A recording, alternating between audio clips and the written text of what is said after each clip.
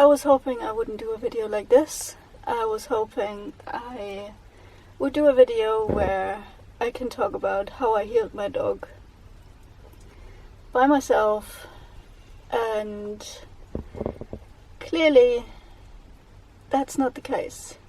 This video is all about this little doggy itching himself away, and I just wanted to do an update on what has happened in the past month, I have to say, while I pushed out all these other videos.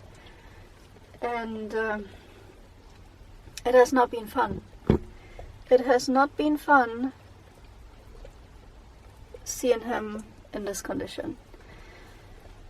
You have maybe watched the videos that I've put out about my trial.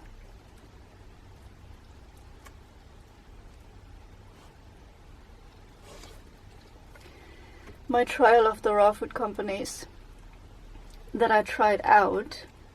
And I was so happy that this dog was accepting most of them. And then the food trial went downhill because they started both reacting to beef, they started both reacting to chicken, and he accepted lamb a little bit and she didn't accept lamb at all. So yeah, the food trial in itself just went downhill with everything, really, and I was devastated because I wasn't able to use the company anymore. So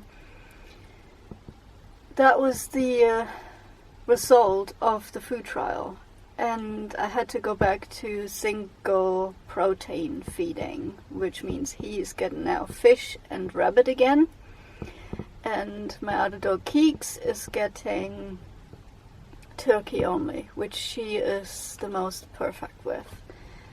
And that's where we stand for now. And we have been riddled, or he has been riddled with a massive yeast overgrowth again, and a massive yeast ear infection since the start of this month. So that was not fun. It is every time the same. He had the last big flare-up last March, like March 2024. I looked it up in my documents because otherwise I wouldn't remember. And the flare-up happened because there was mold on his bed again. I do not understand how it is possible during the summer month in the UK to get mold on a dog bed. It should be all dry and no problems with it, because mold is usually just known during the winter months, at least I just know it during the winter months. And so I was very surprised and frustrated to see mold on my dog's bed during summer. This mold was not as extreme. It was just a few sprinkles on the cover, and therefore I had to wash it all. Some of it I had to throw away, but I kept the mattress itself, which that one was untouched, strangely. So I kept that foam mattress in itself, and I just chucked the cover. And his ear did not want to calm down since then. I usually, the last times when he had this flare-up, I went to the vets and got Sorolan prescription, and it went away within a week. I think I did a week's treatment all the time when he had it, and that went away. So that was the only medication that he accepted that would help that. And this time I was like, I try to skip the vet because it's too stressful for him, and I generally do not like to go to the vets, and he doesn't either because he's getting so stressed out. Wait a minute, I have to change my battery now. So yeah, where was I? I generally don't want to drag him to the vet because it's just way too stressful for him. And this time I thought, okay, let's try some over-the-counter remedies in order to make this better. Clearly I eliminated the yeast, the mold, and put it all back together and then see how it went. Long story short, I tried the first medication that was over the counter and it just made it worse, and that was no good. So I stopped that immediately, and then I looked for another solution because again I didn't want to drag him to the vet, and decided to buy another one that has no steroids in it, as I found out that Zuralan has steroids in it, and I don't want to give this dog steroids because of all these negative side effects that it has, and because he's had a past back in 2021 when this whole situation started getting out of hand. He's literally had been bombarded with steroid injections over the summer, and I just wanted to skip that. So I decided to go without steroids and get another over-the-counter medication with thorough research on what is in it, and try that for a week, and that calmed down a little bit the ear, but still the walks were almost impossible. He was shaking non-stop, and you had to watch him 24/7 so he doesn't scratch his ear or shakes his head like crazy all the time, and makes his ear flaps go bloody. And I didn't want to continue this like mad. So the package said of that product, you should use it for 7 days once a week because it works with enzymes, and in severe cases 2 weeks. And we are now on 1.5 weeks and it still has not disappeared. So he is still miserable, he is still in a little bit inflammation, as I would say, because the ear is still warm. He has calmed down quite a bit, which is good, but still the core symptoms or the core issue is still there, which means the ear infection is still there, or the yeast is still there and doesn't go away. He had yeast flare up instantly as well at the same time with his skin, like his arms here are all brown. All this, his legs are brown. It's making him super itchy, and he licks his paws. He had been eating his paws away because he was so irritated, and it's just not nice to see him that way.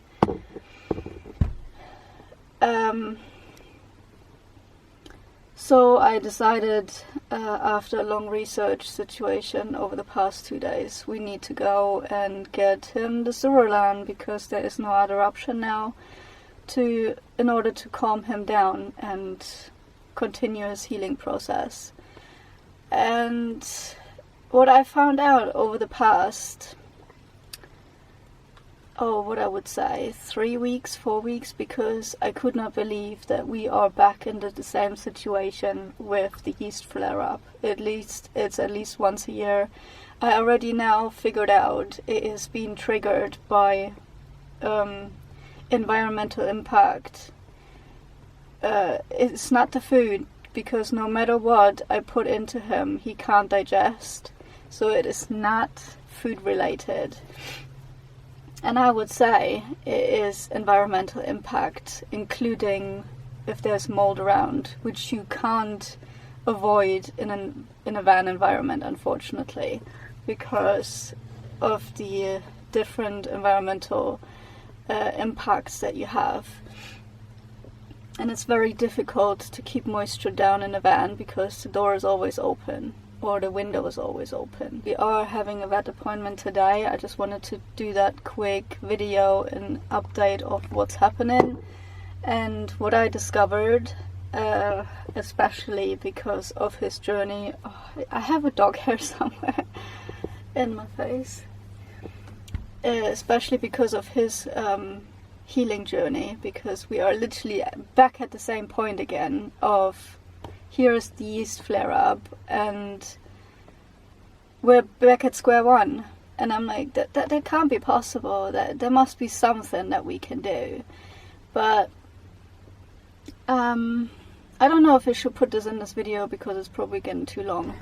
But in summary, what I've figured out is what I'm gonna try anyway over the next few weeks is I have bought him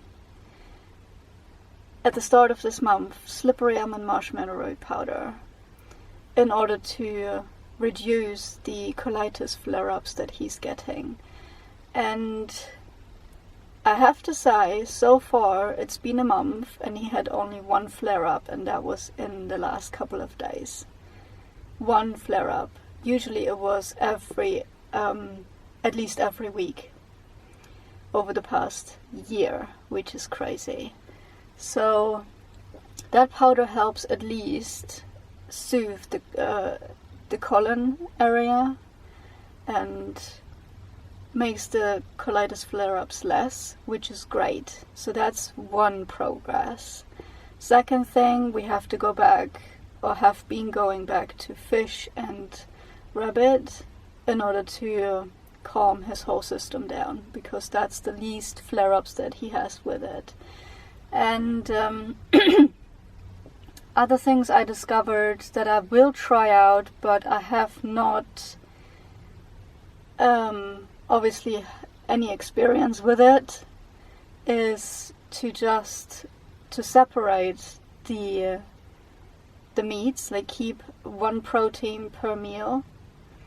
And I will start him on one fast day. I have done it already a couple of days before in the past month, and I've done it yesterday, and it just made the year worse, and that's just not good. So it could be part of the healing process, I don't know, but this is so far my experience, is that that I will go down that route. I never thought about fasting before. For me or my dogs, I just had to look into it now because I haven't got many other choices anymore, because we're literally at the end of like, what else am I supposed to do?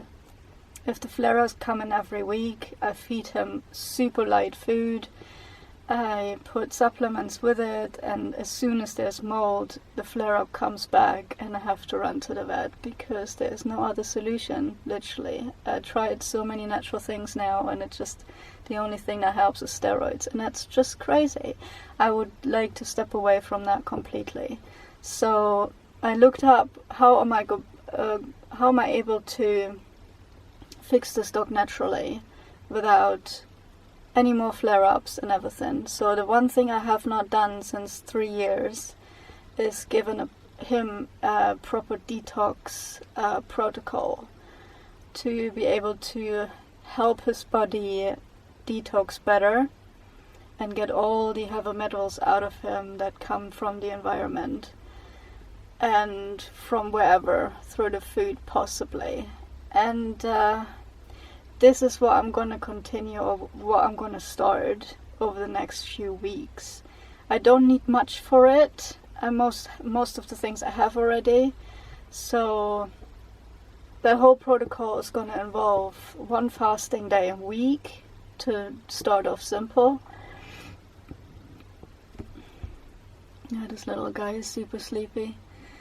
And feeding one protein per meal. So don't mix proteins together, just feed one protein per meal, and keep giving him slippery almond marshmallow root because that really calms down the colon.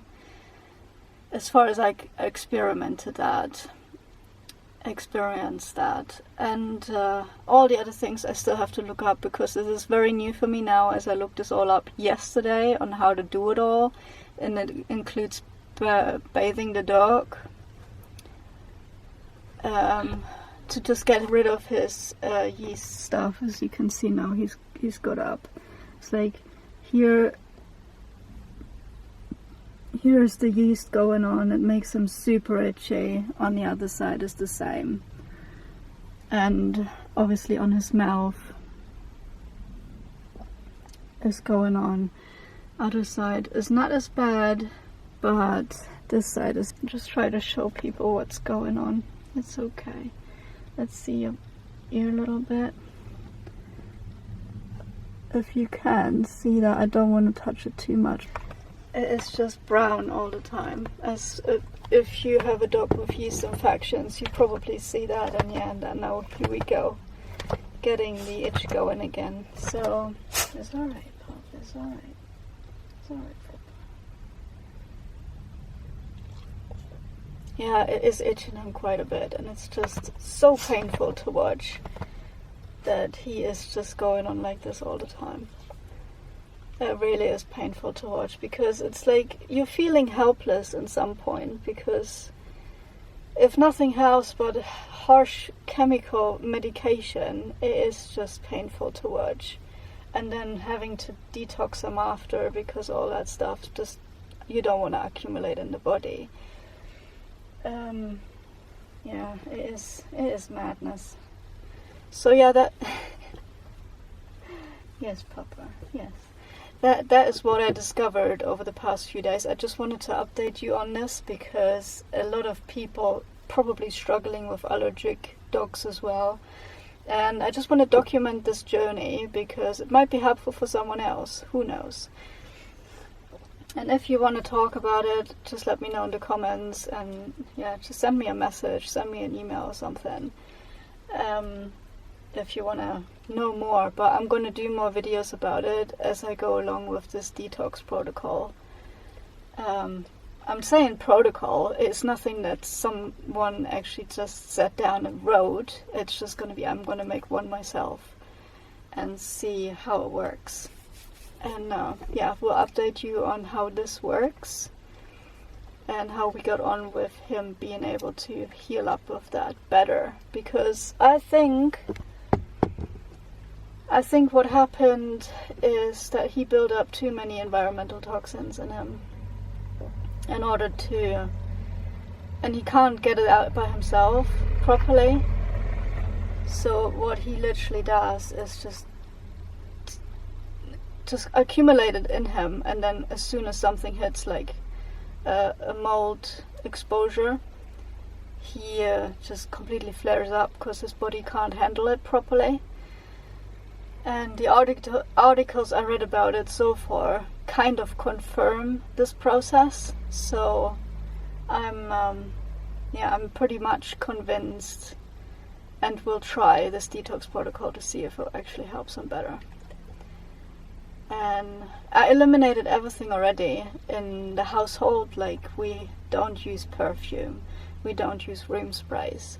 I use only natural laundry detergent sheets. I don't put any perfume shampoo on him, like that makes him smell like whatever, strawberry or lavender or whatever, or bubblegum or anything crazy. So the shampoo is always a non-toxic natural shampoo, just to help him clean out his skin. And what else did we do? Yeah, eliminating the toxins around the household, almost down to zero. So obviously there is never ever zero, but yeah, filtered water. I'm using filtered water now instead of tap water, and all that stuff, just to eliminate everything that could impact it. And still there's obviously environmental stuff going, so therefore just having this little bit of extra to help him detox is just probably gonna make it better. So that's the overall discussion. That's the overall situation of what we're going to do. He doesn't know yet that we're going to the vet later, but it's necessary. Unfortunately, I tried to get there and pick up the medication without him, but they won't allow it because we have not been there since a year. And yeah, let's see what the results are, and I will keep you updated in the next video about it. And yeah, let's make this guy better, because it really is painful to watch. And the reason I'm doing everything natural, because some of you might think, why don't you get the steroids and just let the vets help you with it? Well guys, I have to tell you, the vets have no idea how to help this dog. Simply put, I've been told 3 years ago, we have no idea what's wrong with this dog. Their solution would be just give him steroids as long as there are flare-ups, and then let it be over with. Just keep going on with steroids. That's their solution for this dog's problems. And clearly there is something else going on. That's what I'm saying. I'm not paying for steroids almost like 3/4 of the year. I'm just not doing it anymore. I've done it before, and I'm not going that way anymore. First of all, it's very unhealthy for this dog, with lots of side effects possible. And it just gets his health down more and more, and kills his gut, for sure. So that's why I'm not doing the vet route, because they're literally not able to help me with the problems that I'm having. And I'm pretty sure lots of people out there have the same problems. So that's why I'm going to keep documenting what I'm finding out. At some point I keep feeling like it's just too much and I can't get anywhere with it, which I found in the last 2 months really. That's just like you put 2 steps forward and it's like 3 steps back. That's literally how it feels like. But at the moment I have a feeling I'm going to be able to get somewhere with the situation, but again, keep you updated. But alright, this is just gonna get too long, otherwise we're gonna find out more later and do another video about it. This dog's going back to sleep. I'll see you in the next one. Let me know what you think down below, if you have any questions or if you have any suggestions. Let's get a conversation started. Right, bye bye.